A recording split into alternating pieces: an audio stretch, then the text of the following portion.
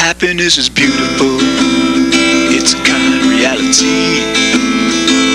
Happiness is the highest good, happiness is free. So let's be so very happy. Yeah, let's be so very happy. Yeah, let's be so very happy.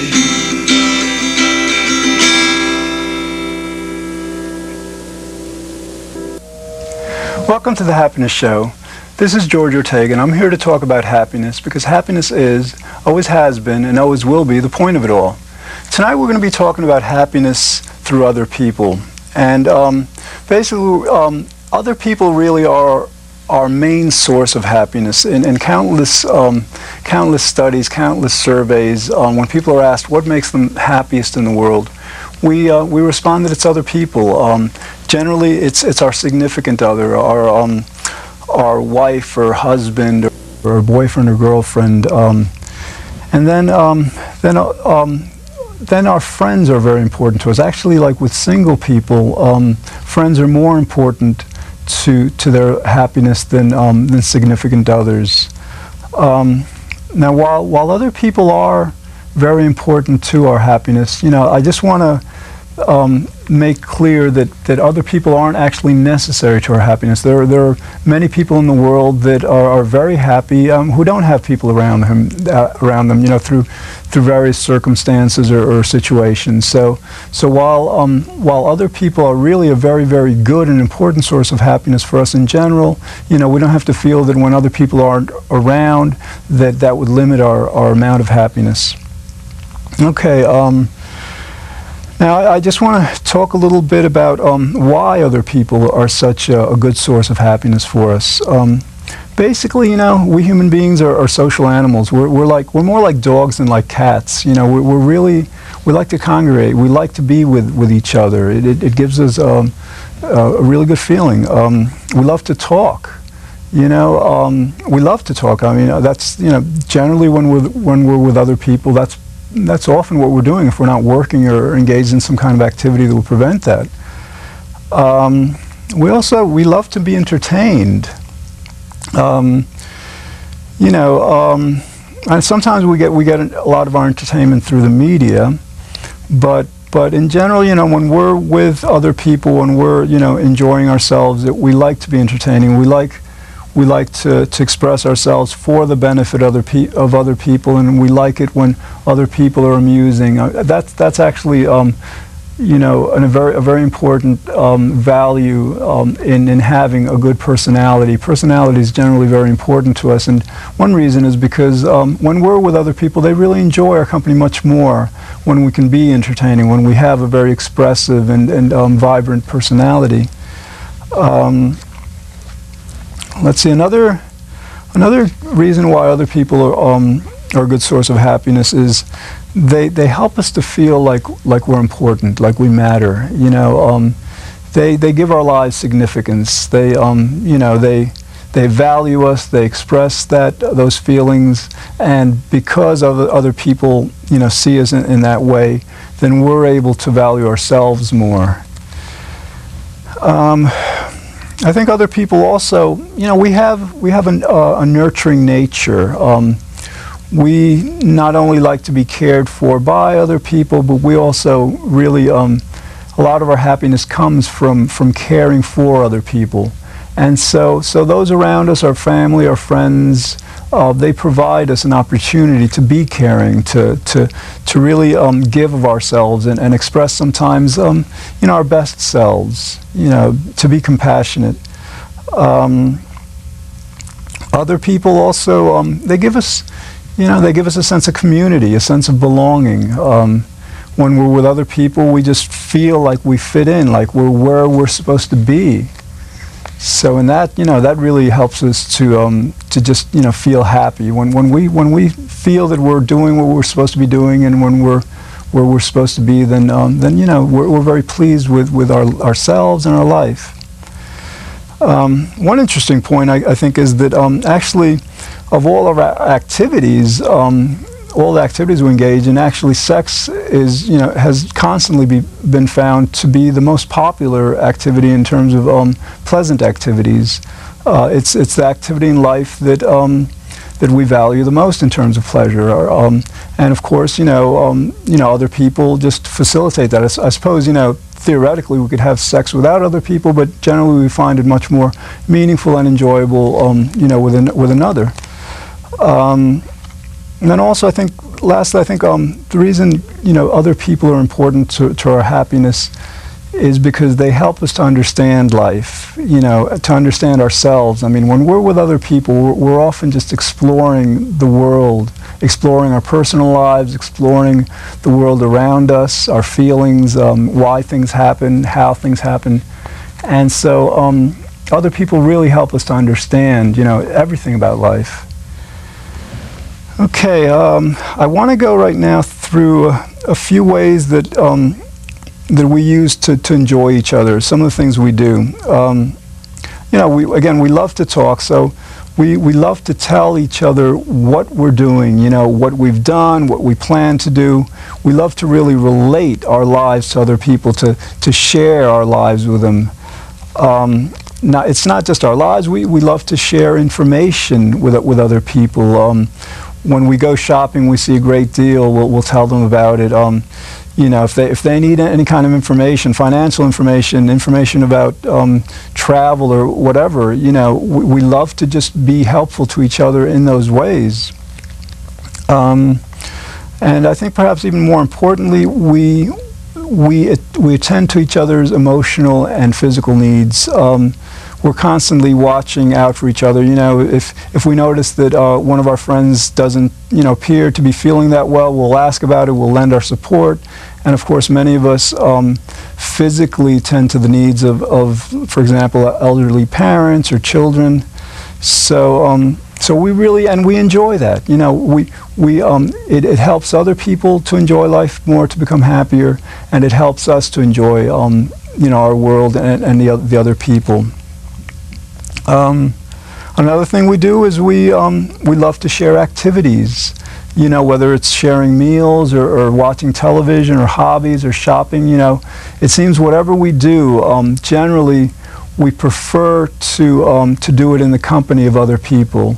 And again, that's because of our social nature. We're just social animal, and it's like that expression, the more the merrier. We really value just sharing whatever we do with other people. And that actually, that applies to our common goals. Like, for example, well, now in the world, corporations are everywhere, companies are everywhere. When people get together for a goal, they find that that they're much more productive. Two heads are better than one. We really and we enjoy that. We most of us would prefer to work with other people than work alone. So, and with religion also, when we, many of us are religious and believe in God and all, and we like to share that belief. That's why congregations have developed throughout this country and throughout the world. Worship is much more meaningful and of value when it is shared with others. Again, we entertain each other. We love entertaining each other, and although the media does a lot of this for us on a especially during the evening, we like to make each other laugh. We like to help each other enjoy life through being entertaining. And finally, I think we like to keep each other company just to prevent loneliness.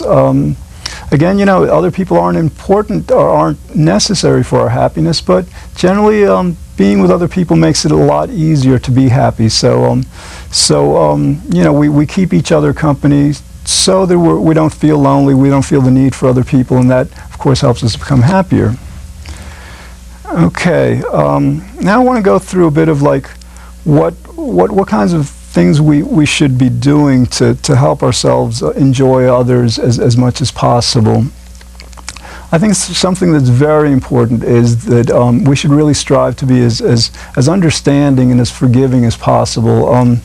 The idea is like we never created ourselves. We were born and we have these these personality traits, these characteristics. Like, for example, scientists have determined that about 50% of our personality traits are genetic. You know, we're just born the way we were. As a matter of fact, like with intelligence, it's actually 80%. So we make mistakes. You know, often we just, you know, I think we're always trying to do our best, but, you know, sometimes we fall short. And so I think it's very important, in order to enjoy ourselves and each other as much as we can, to be as understanding as possible. I think also, you know, we've got to take risks. You know, people are scary in a way. You know, like it's interesting as we value friends, but often we're sometimes shy in terms of, like, you know, taking the risk of meeting new friends, of introducing ourselves. Of course, we're afraid of rejection. We're afraid that, you know, that we might not be appreciated or liked. But, you know, really, you know, in terms of our happiness, in terms of being able to enjoy people, I think it's the risk that we take, you know, to reach out to people, to introduce ourselves, to not just that, but people we know, to get closer, you know, to nurture and nourish our relationships. I think it's a very valuable investment in our happiness, you know, and in the happiness of those people also. Something else I think we should do really is we should try to make plans. Research has found that the happiest people often make plans more so than less happy people. I mean, like planning for the weekend. You know, let's say on a Tuesday or a Wednesday, if you don't have plans for the weekend, you know, taking the time to reach out to friends, maybe for a dinner or maybe coffee or whatever, just, you know, making plans in advance with other people really helps to build those kinds of relationships. Okay, you know what I'm going to do now? I'm going to introduce a new segment to the show. Basically, during around the middle of each show, I'm going to sing a song that I wrote. This one is called. It's about people. It's about how, like, we have our families, you know, our immediate families, and then we in general as a world are like a family of mankind, a family of man. So all right, let me just set up for a minute and see how this goes.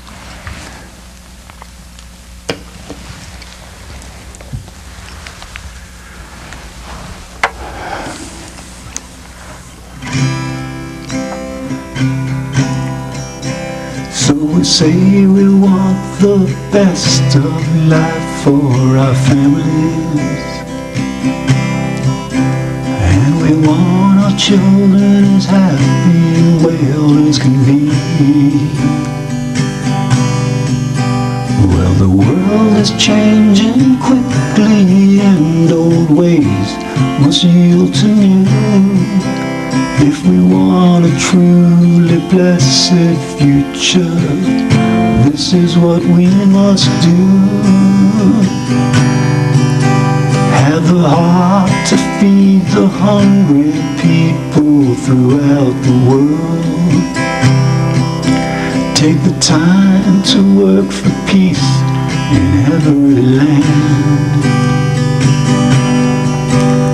Though it may seem their lives and ours are a universe away, we must understand that God sees just one world to judge each day.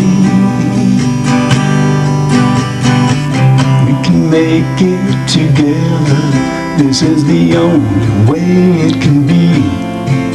The time has come to see our joy in this life depends upon the joy of those in need.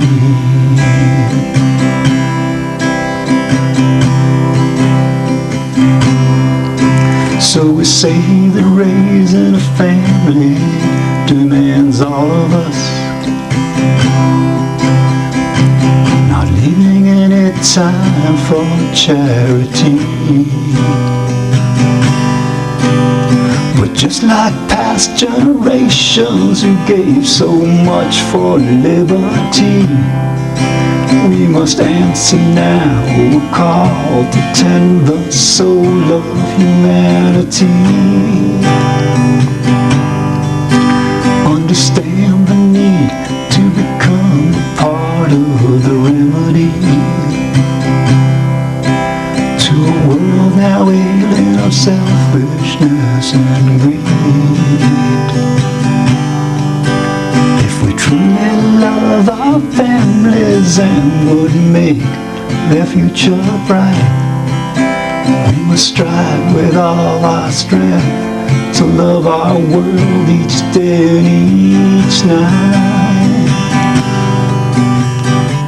We can make it together, this is the only way it can be.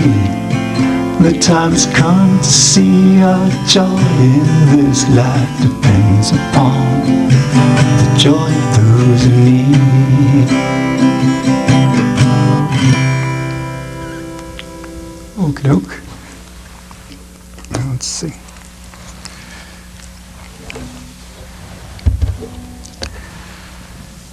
Okay, let's see. Now I'm going to return to the kinds of things that we could do to enjoy ourselves better, to enjoy each other better, and to enjoy life more. I think something that's very important is really that listening is important. A lot of we love to talk, but I think it's equally important that we listen. It's interesting in my life actually. Sometimes, like among my friends, I sometimes tend to be a bit more quiet, and sometimes my friends will dominate. And I've actually, I've worked on this. I've begun to in a pleasant manner, not in a way that's hopefully offensive. I'll basically sometimes tell them, hey, it's my turn and all.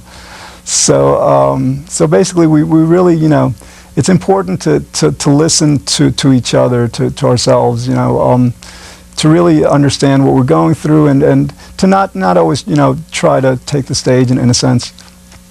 Something else I think that's important is that it's for us not to be too selective in who we choose as our friends. We've all got faults. Some of us appear sometimes more desirable than others of us for various reasons. But generally, I think we usually find that when we really get to know people, that people are really we're very rich in many kinds of attributes, very qualities, and really it takes time a lot of times for these things to come out. So really we should be really we should appreciate the people we're around, and not really expect or desire a kind of perfection that we human beings really aren't capable in a sense. Something else I think we should do is we should try to introduce our friends to friends. Kind of the way people sometimes network with business. I think we should apply that principle to our social network. To expand our circle of friends and acquaintances through getting friends together. Something else I think we should do is we've got to make time for other people. A lot of times we just devote so much time to work, and sometimes we'll work and then it's not that we'll devote a lot of time. We'll also work very hard. So then, when work is done, we often don't have enough energy for people. And sometimes, if we have a family, I think it's important, for the family that we don't work so much that we can't enjoy time with our family, and again with our friends. Again, being entertaining, when we cultivate our skills, our social skills, when we learn how to be pleasing, in addition to knowing how to be pleased by people, then people will appreciate us more, and we'll find that we help them become happier, and the whole process helps us become happier also. We've got to, I think we should of course be supportive of people. We should consider their happiness very important. Not just for their sake, but actually for ours as well. Emotions are contagious. When other people around us are less happy, it will tend to diminish our experience of happiness. On the other hand, when we help to make other people happier, and we succeed, then that will help us to become happier. So when we're supportive, when we tend to when we listen to what our friends need and try to be there for them, friends and family, then it really pays off greatly. Of course, sometimes we've got to be sure not to overdo time with others. Sometimes if we spend too much time with others, the benefits kind of like just backfire. There's an expression, I think, that applies to parties, and I think it goes something like, we should leave a party while we're still having fun. I think that's a very important principle. Sometimes, like, if you notice you're with friends and you've been with friends for a while, and you notice that it's getting difficult, being with people can get difficult, and it is difficult at times, because otherwise we'd be with each other all the time. So it's good to be aware of that, and just to create a certain kind of a distance when we feel is needed. Because then when we return to each other, then that time becomes even more valuable. It's important, I think, also to try to make as many friends as possible. I think this is an idea similar to like networking. The more people in our life, the easier it'll be to make plans. The easier it'll be to have something to do on weekends, and so the more friends we have in our life, the more opportunities we have to be with friends for enjoyment. I think a lot of times, it's good for us to concentrate on cooperating with others rather than competing. We have somewhat of a competitive society. We're brought up through school competing with each other for grades, and we compete on the ball field in sports, and we compete for jobs. We compete for each other. We really compete in a lot of ways. But I think, like, in terms of friendship, when we're with each other, I think when we focus on cooperating rather than competing, when we're trying to just cooperate and enjoying the time we share together, I think then it benefits us as well as the people we're with. Being assertive, I think, is very important. Sometimes, like, society doesn't really teach us to ask for what we need, and sometimes so we're a bit passive at times, or sometimes we tend to be too aggressive. And so really, just learning to be assertive instead of aggressive, or sometimes passive-aggressive, whatever, is important. Compromising, that's kind of like cooperation. A lot of times, there'll be situations where we can't get our way. Our friend wants to go to a movie, we want to go hang out at a coffee shop or something, and naturally, when we compromise, when we don't hold to our ways so strongly, when we recognize that the friendship, the relationship is more important than our getting our way, then we have our focus, in the right place, and that helps us again to enjoy our time more. Then, I think in general, I think we have to really, we should value people very much. Again, the science has demonstrated for 40 years that other people really are our main source of happiness, and so that when we become really aware of that, we will value people like some of the other traditional things we value, like money and education and success and all. I mean, when we realize how important other people are in our lives, we'll make the effort to invest in these people, to invest in our friendships and in our relationships. And again, we should really remind ourselves that when we're with other people, the purpose isn't to compete. It's not to impress them. It's not to gain power over them. The purpose really is and should be to enjoy ourselves with each other. So it's good to keep that in mind. Okay, I want to talk a little now about how relationships could be fostered in societal ways. One thing I think it really should be taught in schools. There was a psychologist, Daniel Goleman, who wrote a book, I think it's got to be about 10 years ago now, called Emotional Intelligence. And basically he cites studies where, you take kids who were troubled, who were getting into trouble in school and with their friends and all, and these kids were put through various programs to help them improve their self-esteem and their relationship with others, to help them negotiate relationships with others. And the experiments proved very, very successful. The lives, the welfare of the kids were greatly improved. So again, I think it really is something that should be taught in schools, in addition to the general curriculum. I think our government, could do more to facilitate relationships through the media, actually. For example, a lot of the media is really owned by individuals or companies that really have, as their primary purpose really is to make money. And there's nothing wrong with that per se, but what happens is a lot of times what we're presented really isn't in our best interest. It sometimes may be what we want, but like, it's, for example, with violence, the media presents a lot of violence, and that makes our kids more violent. Studies have found that. Actually, there have been studies that have found that generally after we've watched TV for a certain amount of time, we're actually more depressed than before we started watching it. So, we really have to be selective.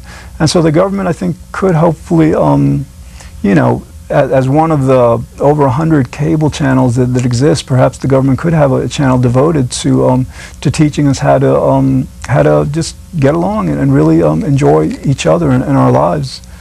I think businesses, could conceivably get into the relationship business. Businesses teach us how to speak different languages, martial arts and all. Since people are so important to us in general, I think businesses. I think when people value other people more, then businesses could recognize that they do have a market for people who could really learn a lot in those ways. Some more strategies. I think it's good when we use the telephone. The telephone's amazing. We could just, whether the person's living, across country or right here, in the same town. It's so easy to reach out to each other. Sometimes we just take things like that for granted. But it's such a, for making plans, you just pick up the phone, dial it, and, it's so easy. Throwing parties, I think, is another good strategy.